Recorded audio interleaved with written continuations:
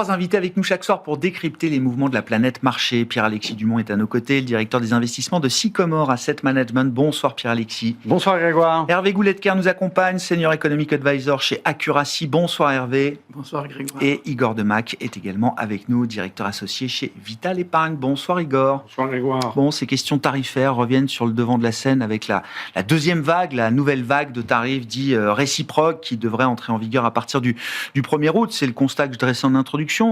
Igor, pour des marchés d'actifs risqués, que ce soit les actions ou le crédit, ça a l'air d'être devenu presque un non-sujet.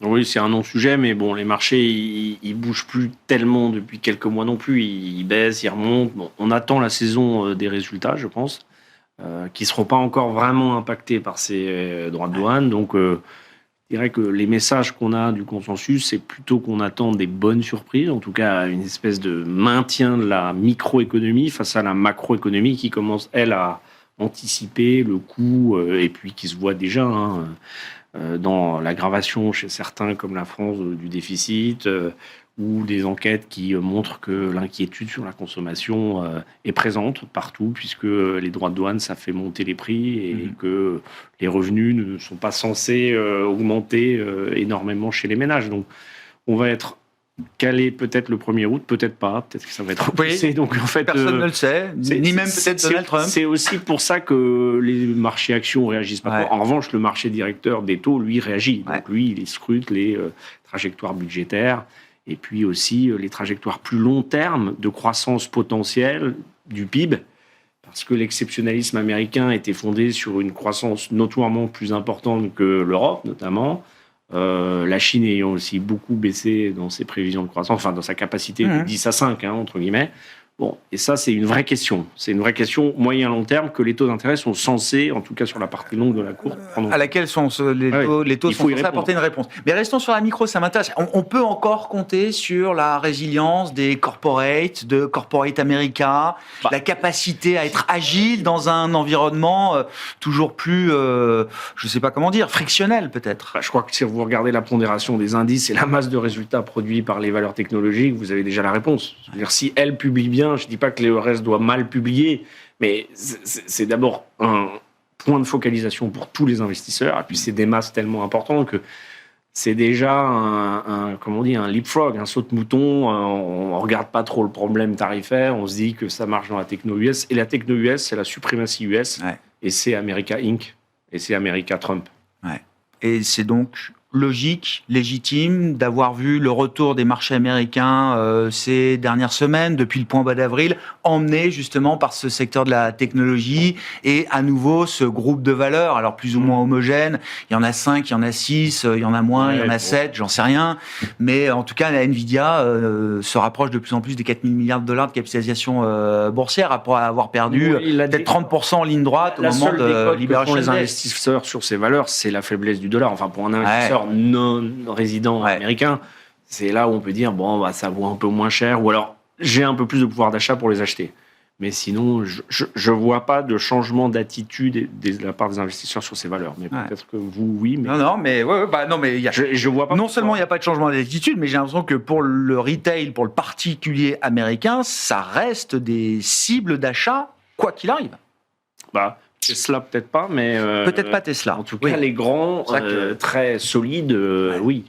Bon, sur cette résilience des corporates face notamment à l'adversité commerciale ou à la question des tarifs, on peut encore compter sur des entreprises capables de s'adapter et un choc tarifaire finalement encore reporté dans le temps, Pierre-Alexis ? Oui, alors je pense que on a une vision, c'est vrai, un peu positive de l'économie, puisque vous avez des effets de stockage pré-tarifs qui font que, comparé au soft data, comparé à l'ambiance et à la confiance affichée par les investisseurs, on a des économies qui tiennent beaucoup mieux. Donc ça, c'est clair que le deuxième trimestre ne va pas nous donner beaucoup d'informations et je pense malheureusement pas que les entreprises vont vouloir beaucoup se prononcer sur le futur. Donc on n'aura pas tellement d'options et c'est compréhensible de leur part. Mais voilà, il y a un petit risque qu'on ait une sorte de souffle d'air qui qui s'éteignent une fois que les tarifs seront mis en place. Il y a quand même une réalité qu'il ne faut pas négliger. Qu'il ne faudra pas négliger. Et là, il faudra voir si les investisseurs continuent de regarder au-delà de la vallée, comme on appelle. Ouais. Et ça, c'est un petit risque.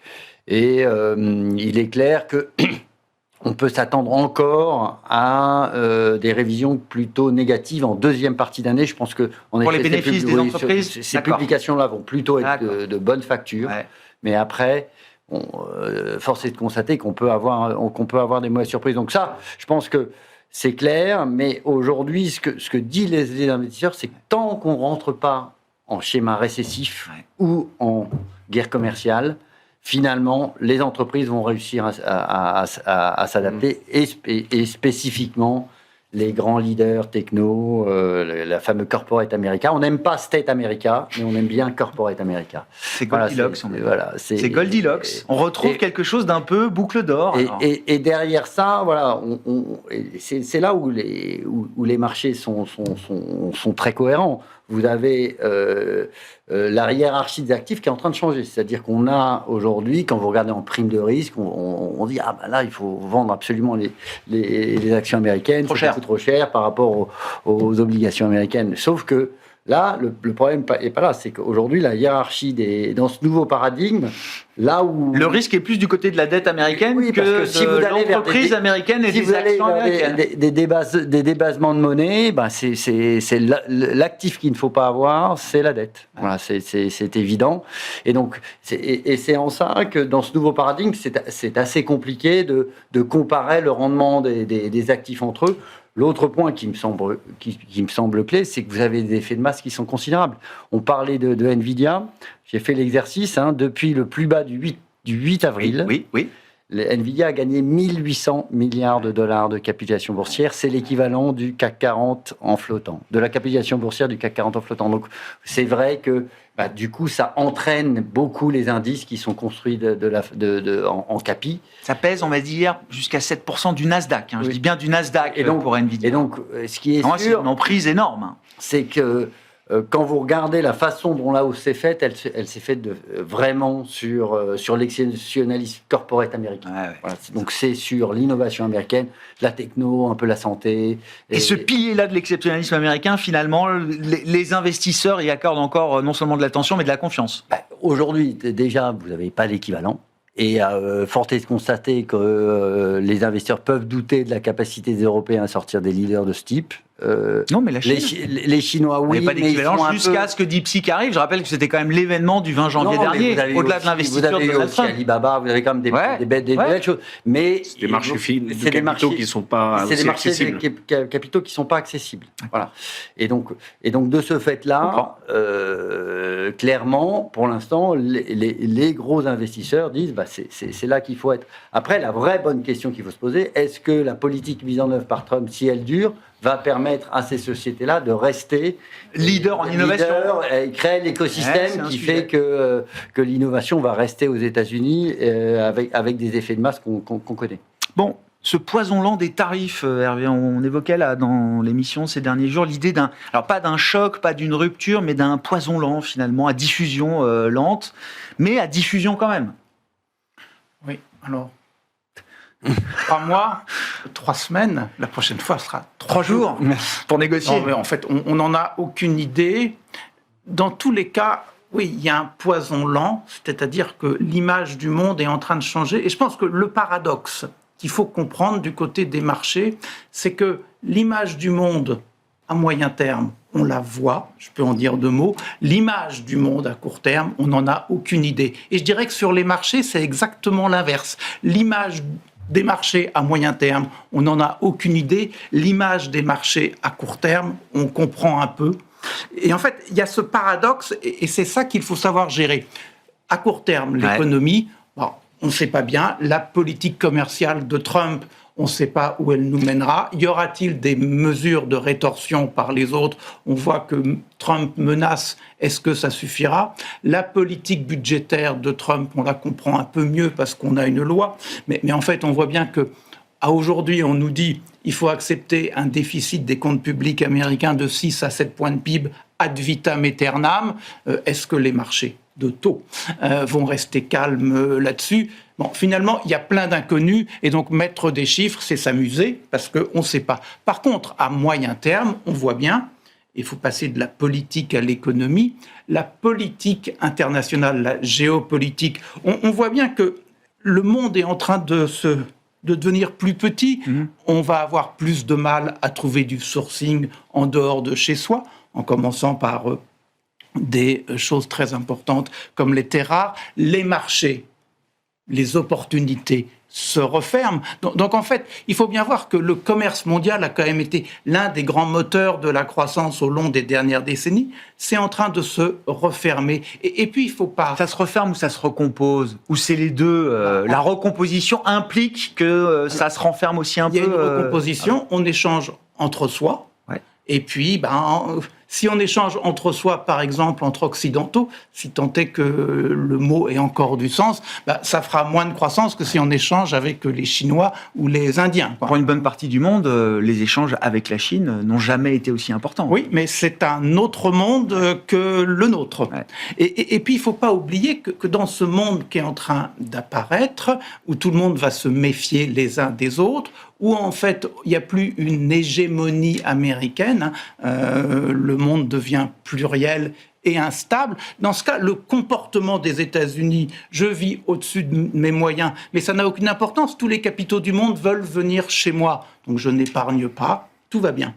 Mais en fait, ça ne va plus être possible. Donc, on va avoir une contrainte, et c'est ce que le dollar nous dit aujourd'hui. On va avoir une contrainte sur la taille du déficit, et ça veut dire aussi que les Chinois vont devoir consommer plus, et que les Européens vont devoir faire des efforts d'investissement qu'ils n'ont pas fait jusqu'à maintenant. Donc, en fait, il y a ces changements-là. Et puis, en termes de politique économie, l'antagonisme que l'on a dans tous nos systèmes, la montée de l'illibéralisme, ça fait quand même des fonctionnements de politique et de politique économique. Moi, c'est Trump avec son déficit. Et donc, ça, c'est la vision de moyen terme, et c'est ce qu'il faudrait intégrer en termes de stratégie de marché. Du côté des marchés, comme on n'a pas fait l'effort, où on ne sait pas le faire à aujourd'hui, on est dans le court terme. Dans le court terme, c'est tellement simple. Alors, il y a du côté des actions et du côté des obligations. Mais du côté des actions, vous dites, je joue les tendances. Alors, la tech, c'est une tendance. On peut dire que la santé, c'est une tendance. On peut dire que la défense, c'est une tendance. Et en fait, par défaut, vous jouez ça. Ça marche plutôt pas mal, et puis voilà. Et puis, moi, je pense que c'est le marché obligataire qu'il faut que l'on écoute. Bien sûr. Le marché obligataire, l'or. Là, on a des messages. Le marché obligataire, il nous dit il y a plus de risques et moins de croissance économique. Voilà, et ça, il faut l'entendre. Et c'est cohérent avec la vision de moyen terme. Les actions, ils vivent leur vie, mais c'est un peu sur un petit nuage.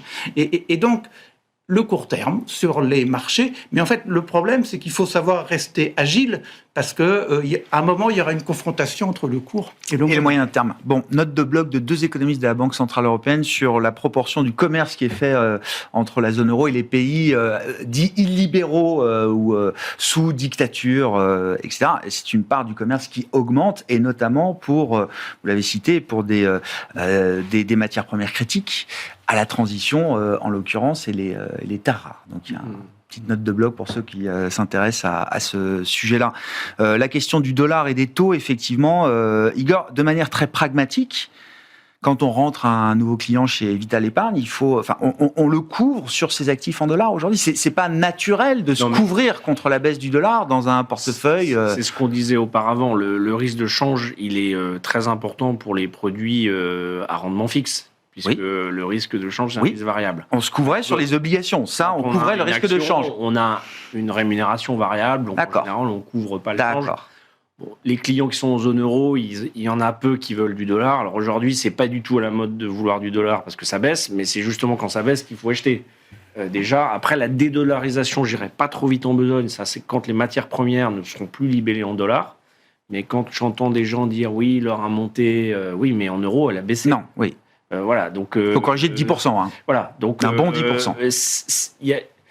Moi, je ne fais pas de gestion monétaire, de gestion cambiste. Forex, Forex, parce que en fait, c'est très, très dur. Je pense qu'il faut accepter le fait que les economics moyen-long terme des États-Unis sont vus comme plus faibles qu'avant. C'est le message que nous donne le dollar. Est-ce que c'est tendanciellement vrai et dans quelle mesure? Parce que si on passe de 3% de PIB nominal potentiel à 2 voire 1,5, bah c'est sûr que le monde va vraiment changer. L'hégémonie américaine va vraiment se réduire au fur et à mesure. Mais je reprends ce qui a été dit, c'est les États-Unis, 80-90% de la circulation des capitaux dans le monde. Ça, si ça change, et ça devrait normalement changer, parce que c'est pas possible d'avoir un pays, certes, qui représente 25% du PIB mondial, mais qu'est-ce qu'on fait des 75 ? Alors, ils auront des problématiques de monnaie, convertible ou pas, c'est la Chine. Nous, on a une très belle monnaie, entre guillemets, qui pourrait servir. On n'arrive pas à donner une image suffisamment forte et saine, alors que nos comptes publics globaux sont plutôt en voie d'assainissement. Donc ça, c'est des vrais enjeux. Et puis, il y a un autre enjeu, alors plus long terme, c'est le vieillissement démographique. Et qui influe beaucoup sur le potentiel acheteur d'obligations. Parce que plus on vieillit, moins on prend de risques, plus on achète des obligations. Et ça vient contrebalancer un peu ce que vous dites sur la hausse des rendements. Parce que vous avez des acheteurs naturels. Avec le vieillissement de la population, on va trouver des acheteurs marginaux de dettes obligataires. Avec quelqu'un qui m'a dit il faut avoir 100 moins son âge en actions. Donc quand on a 100 ans, on n'a plus d'actions. C'est pas mal, je ne connaissais pas la formule. D'accord. 100% moins son âge. Donc voilà. Mais non, c'est normal, on prend beaucoup moins de risques à la fin de sa vie. Bien sûr. On doit et on veut transmettre quelque chose de. Ouais. Donc ça, c'est aussi des contre-effets. Donc c'est quand même très dur de penser dans 10, 15, 20 ans comment sera le monde. Parce que, mais à ce stade, d'accord avec ce que disait Pierre-Alexis, le renversement de la hiérarchie des risques sur les marchés. Ah oui. Ouais, d'accord. Complet, c'est très dur de gérer les taux aujourd'hui. Ouais. Donc on fait un peu de crédit à yield, parce que ça, c'est un peu de l'actif risqué, c'est un peu une gestion action. C'est une gestion fonda, on regarde la qualité de crédit. Mais tous les gérants obligataires qu'on rencontre, ils ont beaucoup de mal à nous dire le point de courbe, là, il est intéressant. Ils sont pris à revers tout le temps. Et le problème, c'est que quand vous faites la gestion obligataire, c'est une gestion qui ne doit pas perdre de l'argent. Ouais. Donc, quand vous avez des VL qui sont négatives, le client, il est vraiment pas content. C'est intéressant sur ce marché obligataire. Parlons des taux, bien sûr. L'épisode britannique, le laboratoire britannique est toujours intéressant. Donc, les larmes de Rachel Reeves déclenchent un moment de mini-crise, j'ose pas dire crise, sur le marché obligataire britannique, en mémoire de ce qui s'était passé avec Liz Truss en octobre 2022. Donc dans des proportions qui ont été beaucoup plus mesurées il y a une semaine de cela, mais qui montrent que dès qu'un gouvernement s'écarte ou semble s'écarter du narratif macro ou du narratif d'orthodoxie budgétaire qui est le sien en l'occurrence du gouvernement travailliste britannique, les marchés peuvent partir très vite, très fort, quoi. Vous savez ce qu'on dit, hein, il faut des années pour bâtir la confiance, quelques minutes pour créer la défiance. Voilà, et donc malheureusement pour les Royaumes-Unis, Liz Truss, ça ne va pas s'oublier de sitôt. Hein. C'était plutôt une économie et une banque centrale qui étaient très respectées. Voilà, il y a eu un certain nombre de choix politiques qui ont été faits, donc il y a un peu moins de parapluie. Et aussi une transition économique qui est pas simple à faire au Royaume-Uni avec de la dette. Donc c'est des rappels à l'ordre pour tout le monde. Je voyais au Japon là. Alors désolé, je suis pas la politique japonaise au jour le jour. J'ai découvert il y a quelques temps qu'il y avait des élections sénatoriales à la fin du mois au Japon, que potentiellement la majorité pouvait évoluer autour de ce scrutin et que l'opposition japonaise, qui a jamais le pouvoir, demande effectivement des efforts, enfin une dépense budgétaire beaucoup plus importante que l'autre. Et tout de suite, on voit sur des 30 ans japonais que ça a de l'impact. Oui, mais la base est faible. La base du taux est faible. Donc, tout petit mouvement, relativement... On est quand même à 3% maintenant sur du 30 ans. Mais là, je pense que sincèrement, les investisseurs, et c'est pas qu'aux États-Unis, c'est vraiment sur tous les États, commencent à acheter la théorie des rendements décroissants. C'est-à-dire que la croissance dopée au déficit budgétaire, ça marche pendant que vous faites du déficit, et puis une fois que vous avez fait votre déficit, faut faire plus de déficit pour recréer de la croissance. Donc on est dans ce système-là. Et là, aujourd'hui, ce qu'on vous dit, c'est que moi, je préfère acheter du corporate plutôt que du state. Voilà, c'est plus généralement, globalement. Oui, globalement. Et donc voilà, et on reste dans ce domaine-là. Après, la signature des entreprises, la signature des États. Voilà, exact. Pour l'instant, c'est le cas, puisqu'il y a aujourd'hui, en effet, une capacité d'organisation, de réactivité, d'adaptabilité qui est beaucoup plus forte. Et même d'arbitrage entre les pays, ce que font très bien les multinationales, qui est beaucoup plus forte du côté des entreprises que du côté des États. Donc ça, je pense que c'est un point clé, et ça tiendra jusqu'à ce qu'on soit dans des scénarios extrêmes de récession, de guerre commerciale.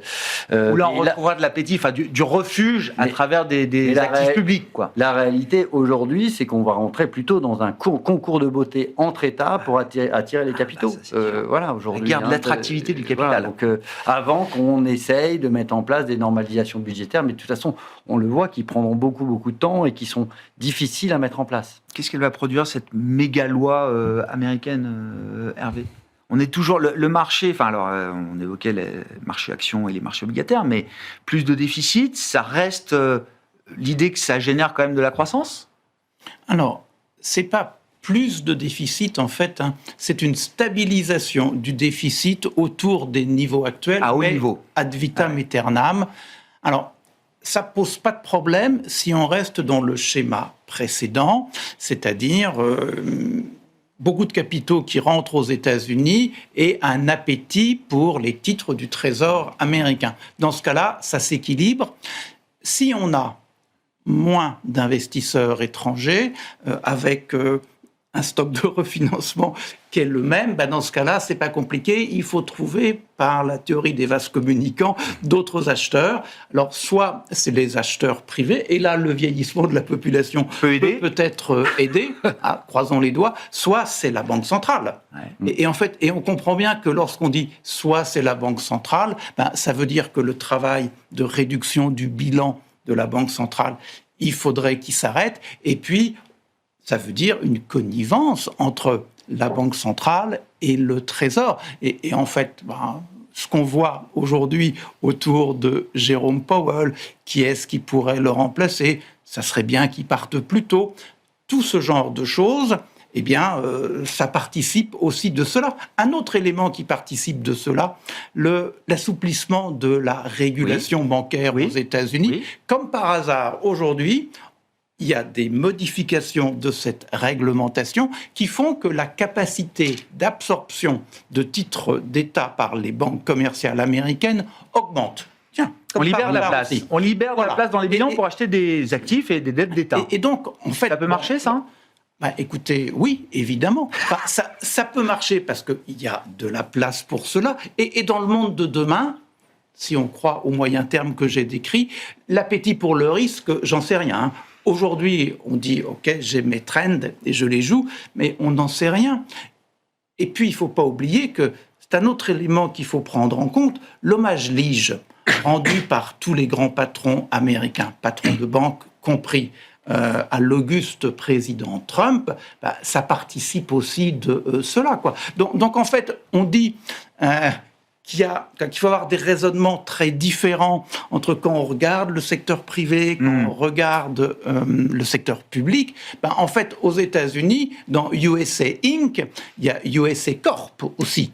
Et donc, je pense que les frontières que l'on avait avant, du temps où on croyait à l'autonomie de la logique de marché et que l'État petit, c'était mieux, c'est quand même des codes qui sont en train d'être remis en cause, en n'oubliant pas que si tout ça, ça ne marchait pas, et ainsi les taux longs continuaient de monter, pour la planète marché, ça serait quand même pas une bonne nouvelle, parce qu'à un moment, ça contaminerait le marché du crédit. Ça peut se payer. Et peut-être que ça contaminerait aussi le marché action. Parlons de l'Europe aussi dans ce contexte, Igor. Alors ça a été un des thèmes de ce premier semestre et notamment du début du premier semestre, l'idée que l'Europe avait des atouts à faire valoir face à une Amérique un peu troublée, perturbée par l'administration actuelle. Est-ce qu'on est toujours dans cette idée-là ? Est-ce que l'Europe gagne en confiance vis-à-vis des investisseurs au fur et à mesure que les États-Unis en perdent ? peut-être un peu, mais moi j'ai l'impression que c'est un peu un argument marginal, intellectuel, qui ferait très plaisir à une sphère politico-médiatique. On aime en discuter, quoi. Ce qui est vrai, c'est que l'euro est une monnaie de réserve internationale. Bon, ça c'est un fait.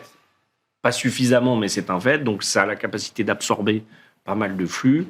En termes de croissance, on est très médiocre. En termes de gouvernance, si on prend les grands pays, la France, l'Allemagne, c'est quand même pas très rassurant. Alors, si on prend l'Espagne, l'Italie ou les pays scandinaves, la gouvernance institutionnelle, les pouvoirs en place sont plutôt crédibles, parce que derrière la défiance et la hausse des taux d'intérêt sur la dette publique, c'est bien sûr les dérapages, mais c'est surtout la défiance vis-à-vis du pouvoir en place et de la personne qui l'incarne. La gouvernance, Voilà, quoi. la gouvernance. Mais donc, même sujet aux États-Unis, oui, c'est ça. Chez nous, oui.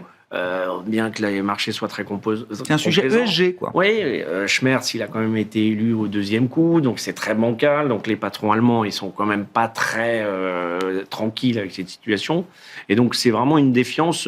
Et aux États-Unis, on a une certaine défiance, pas tellement sur l'institution américaine, mais sur les ups and downs des discours. Et quand on traduit ça du point de vue des marchés actions, le marché actions européen aujourd'hui est à son prix dans son ensemble. Quand on a dit ça... Le marché européen, il sera toujours décoté par rapport au marché américain, tant que 90% des flux iront de l'autre côté de l'Atlantique. Déjà, ça c'est une... Donc ça n'a pas changé. Hein. Bon, vous voyez, la semaine dernière, encore les flux repartent vers les actions et la tech américaine. Alors, deux choses. Les discussions sur les tarifs ont déjà fait une partie du boulot, c'est-à-dire faire baisser le dollar et faire monter toutes les autres monnaies exportatrices, francs suisses, euro, etc. Donc ça, c'était quand même son premier objectif. Il l'a atteint. Nous, on a une monnaie assez forte. On a des sous-classes d'actifs, les small limits, qui se sont réveillés. Il n'y a pas besoin de beaucoup de flux pour les faire monter, mais c'est quand même quelque chose de notable. Et ensuite, moi, je dirais les grandes valeurs internationales qui font le même job que les grandes valeurs américaines, type Airbus, qui sont portées par une dynamique, ça, il faut les acheter. Entre guillemets, elles sont chères, elles sont au plus haut. J'entends. Mais si on a des choses internationales en Europe à acheter, c'est ces valeurs-là qui sont très solides, qui ont un process industriel, de la techno. Voilà. Après, on peut aller vers les valeurs des côtés. Hein. On parlait des spiritueux. S'ils sont dans l'exception, on regarde le cours de Pernod Ricard. Ça y est, c'est value, oui, ces boîtes-là. Value, mais ça peut être dans un mois plus le cas. Enfin, là, c'est le sujet chinois qui a été réglé. Le sujet américain, il est encore... Voilà, on peut faire ça. Donc, l'Europe a des marchés de capitaux qui sont achetables, mais toujours avec du stock, du sector picking. Ça remplacera pas dans une allocation le poids des actions américaines. Ça, j'entends bien. Les valeurs techno américaines, et ils vont vous dire toujours mais pourquoi j'en ai pas, etc. Alors c'est plus facile maintenant qu'il y a Trump et qu'il fait des facéties orales, donc ils ont un peu. Mais les faits montrent que les perfs sont quand même exceptionnels encore. C'est effectivement, si on se pose la question du positionnement aujourd'hui, dans une allocation action notamment, où est-ce qu'on en est, Pierre-Alexis ? Il y a eu cette phase de leadership des actions du reste du monde par rapport aux actions américaines, et puis depuis quelques semaines, fin du deuxième trimestre, c'est plutôt les États-Unis qui regagnent en leadership avec, on le disait tout à l'heure, les mêmes bonnes vieilles recettes autour de la tech américaine. Oui, non, mais je pense qu'il y a eu un petit peu d'effort côté européen. Je pense qu'en relatif, quand même, les États-Unis ont un peu baissé et l'Europe a un peu monté, principalement grâce à l'Allemagne et à son plan d'infrastructure, qui donne quand même un début de solution au manque d'innovation, au manque de compétitivité européen qui est mis en œuvre très clairement dans le plan Draghi. Donc, c'est un peu plus crédible. Maintenant, c'est toujours le même problème.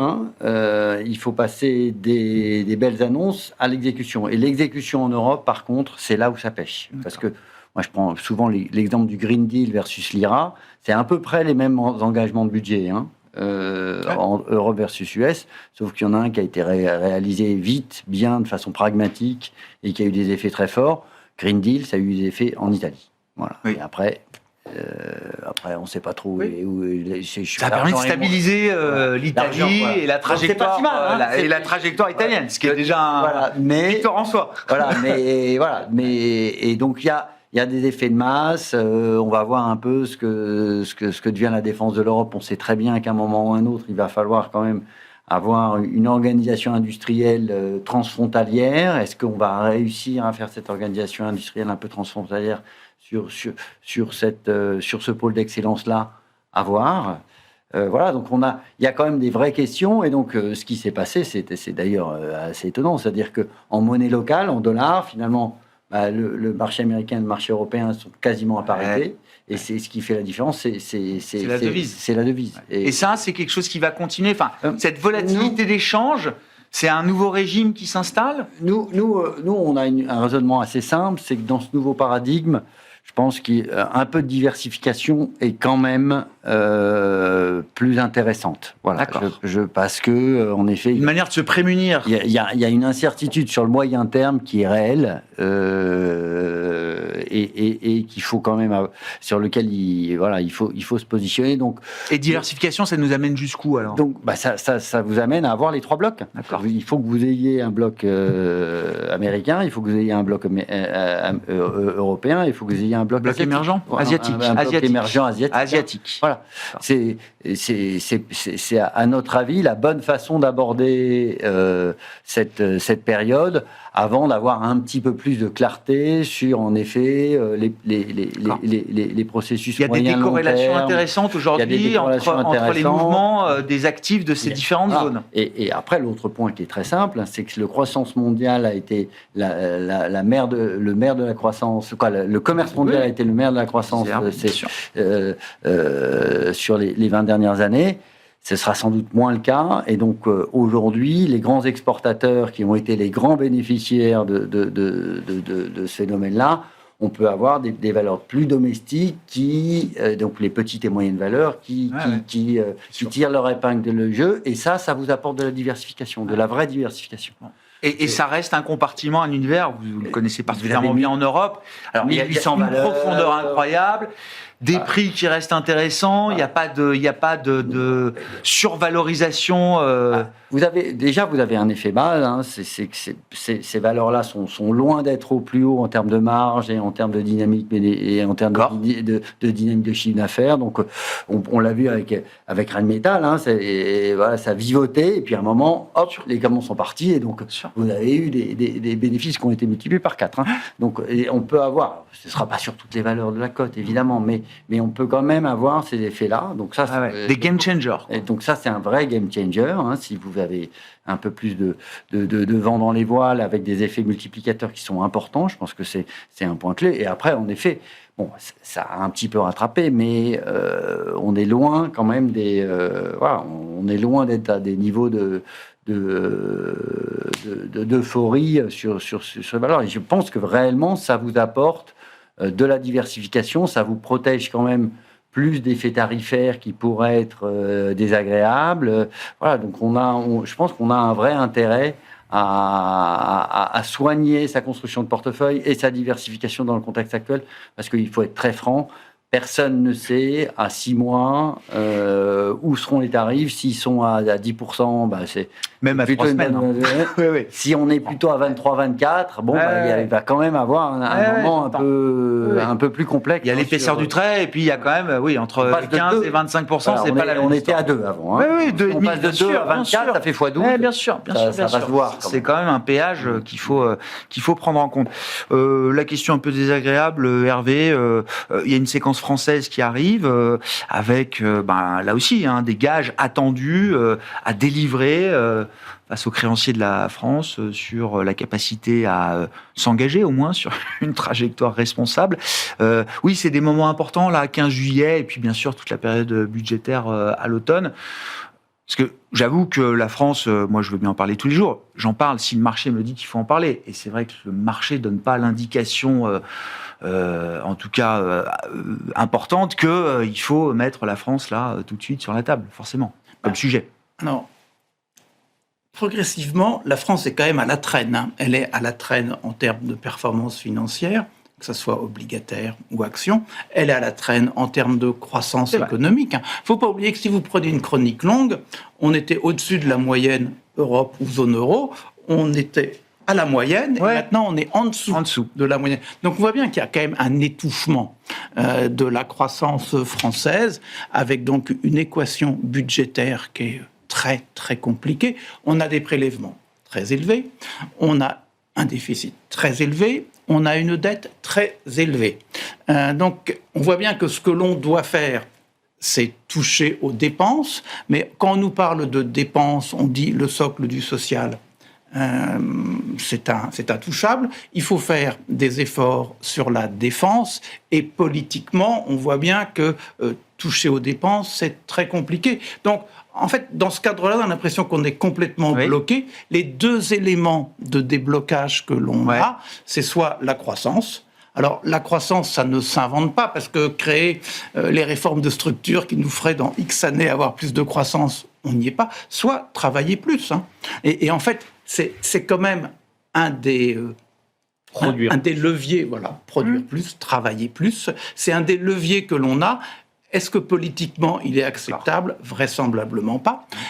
L'autre levier, puis après il y a un tour de passe-passe, l'autre levier, c'est se dire, mais finalement, dans mes prélèvements, est-ce que tout est bien du domaine du public ? Par exemple, est-ce que les retraites, ça doit faire partie des prélèvements obligatoires ? La retraite de base, peut-être. Les retraites complémentaires, on pourrait très bien avoir un débat et on arriverait à la conclusion, non. Le chômage, non. C'est-à-dire que dans les prestations sociales, ce qui est du domaine de l'universel peut être mis dans un budget collectif, ce qui est du domaine de l'individuel. Et donc, on peut sortir des choses, on peut sortir des déficits. Et puis, la solution, parce que là, on voit bien que la croissance ou la définition, c'est oser.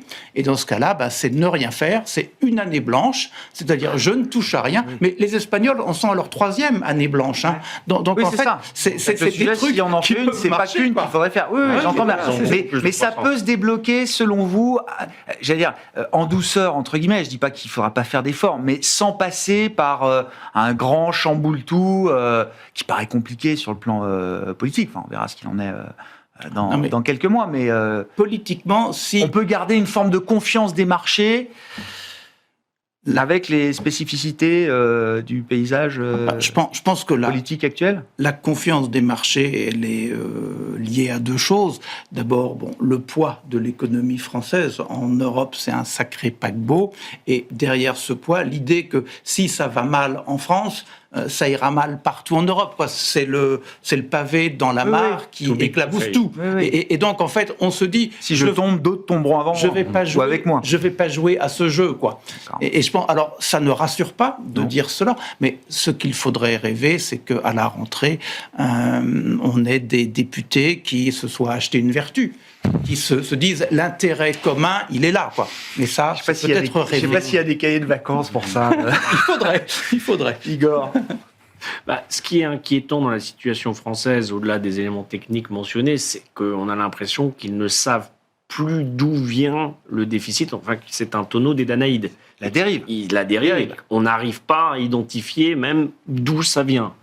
Donc ça, c'est gênant. Et en fait, les marchés sont confiants tant qu'il n'y a pas d'événement institutionnel.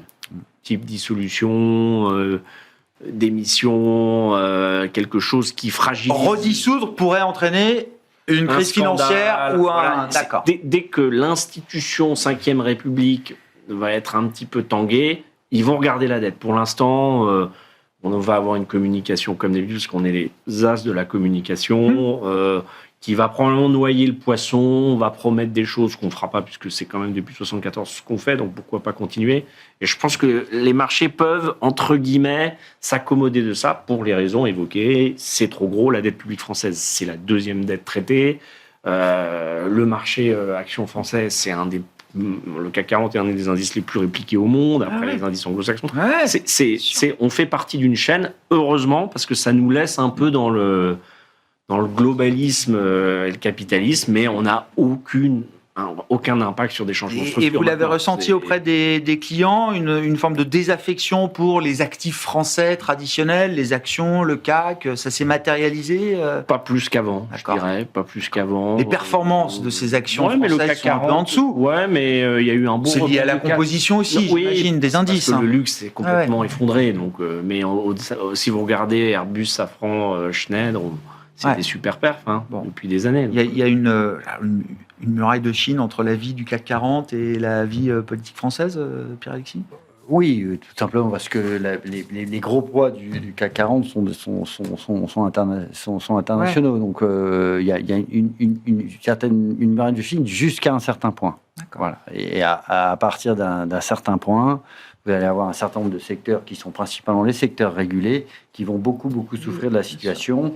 Et après, bon, l'autre point qui est clair, hein, c'est que on joue à ne pas respecter notre parole vis-à-vis de partenaires, sauf que derrière, si vous voulez être un peu plus constructif sur l'Europe, c'est pas comme ça que vous faites l'Europe. C'est-à-dire qu'à un moment ou un autre, et on le voit, il y a eu un certain nombre de déclarations assez fortes, notamment du président des Pays-Bas sur la France, qui commencent à en avoir un peu ras-le-bol. Ça s'agacer. Voilà. et donc, du coup, derrière... Venant des Pays-Bas, c'est pas étonnant. Déjà beaucoup. J'allais dire, le problème, c'est quand ça viendra de l'Espagne, du Portugal et de tous ces pays-là aussi. Mais oui, c'est un porte-parole. Ah ouais. Bien sûr. Merci beaucoup, messieurs. Merci d'avoir été les invités de Planète Marché ce soir. Pierre-Alexis Dumoncy, Sycomore Asset Management, Igor Demac, Vital Épargne et Hervé Goulet-Kerr, Accuracy.